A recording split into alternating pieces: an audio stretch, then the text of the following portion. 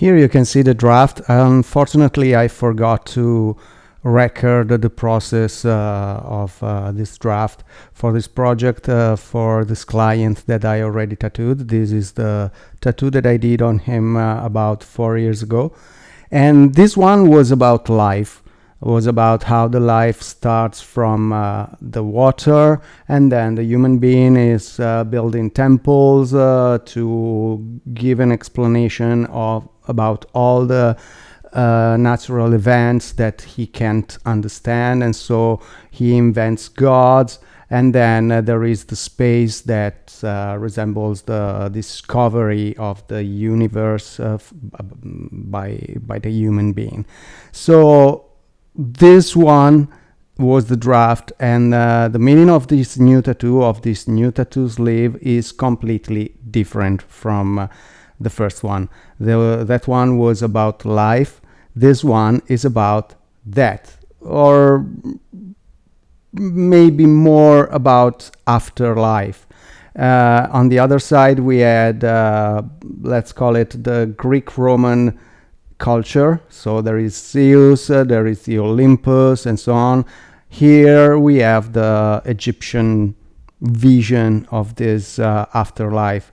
In fact, he decided to use Anubi as the Egyptian version of Charon.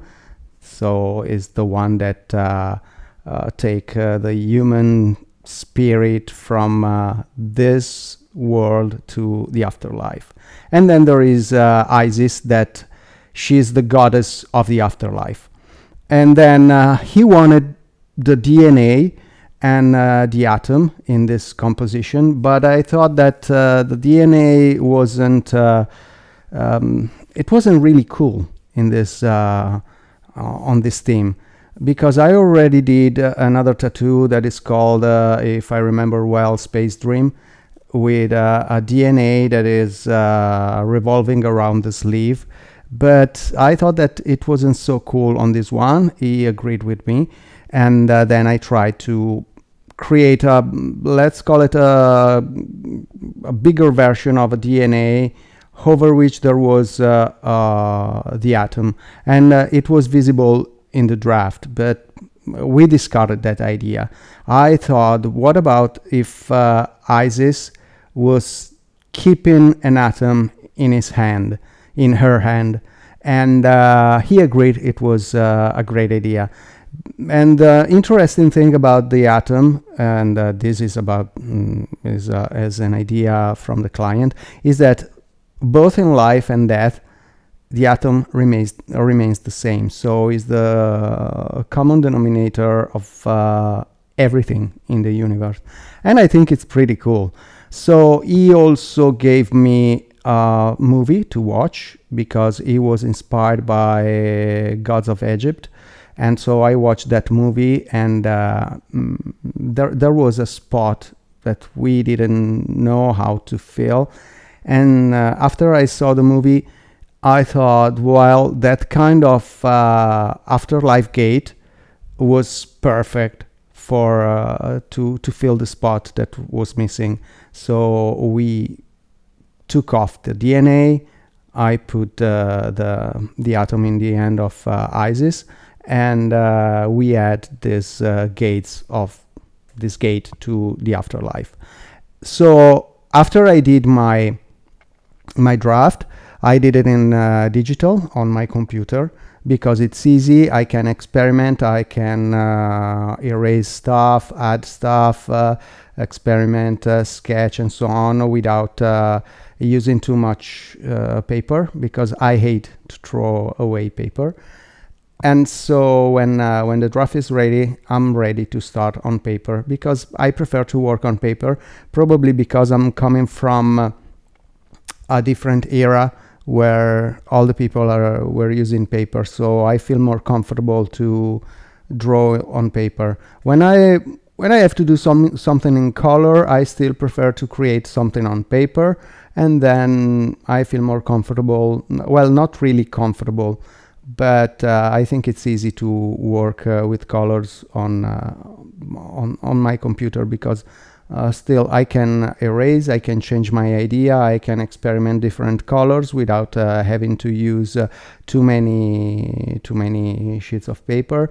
And also I don't need to create 3, 4, 5 different drawings on a computer. I can use the same design using color correction, adjust all the colors, go over, so I can make all the things that I want. And so when the draft was ready, I just printed in the exact side, and then I started with this mechanical pencil with a colored line, and you can see it's basically aquamarine. Why I do that? Well, I do that probably because coming from comics, I still need to have a loose sketch, let's call it, even if it's not so loose, and it gives me the chance to make errors and correct everything, and then I can go over with the pencil, as you can see. After I did a bit of the drawing, I start with the pencil.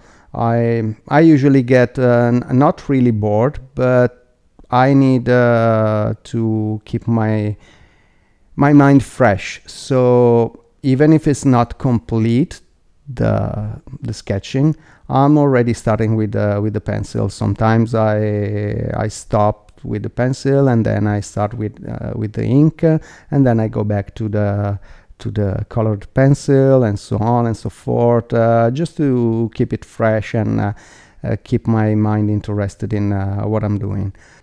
About the size, I use the size that I already had since the last time that I tattooed him, and I just reversed the size that I had, even if it changed a little bit, also because he's training himself to do an Ironman.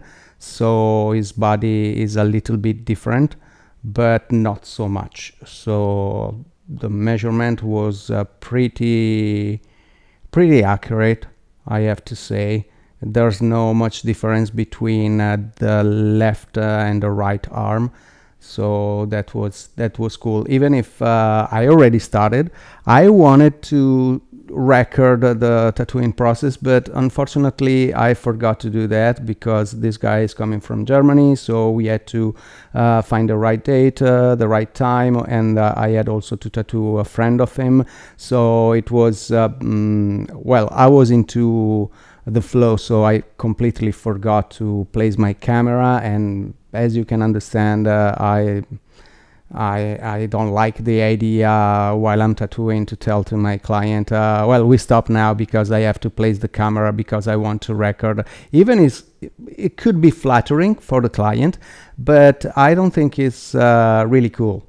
It's one thing is that I have everything set and I'm ready to go and to record. Another thing is when I already started tattooing, I stop everything because I want to record this one. For me, the client is coming first, so I didn't. I forgot to place the camera, so there will be no record of the tattoo because anyway, in the first 2 sittings in a row, I already did basically the forearm.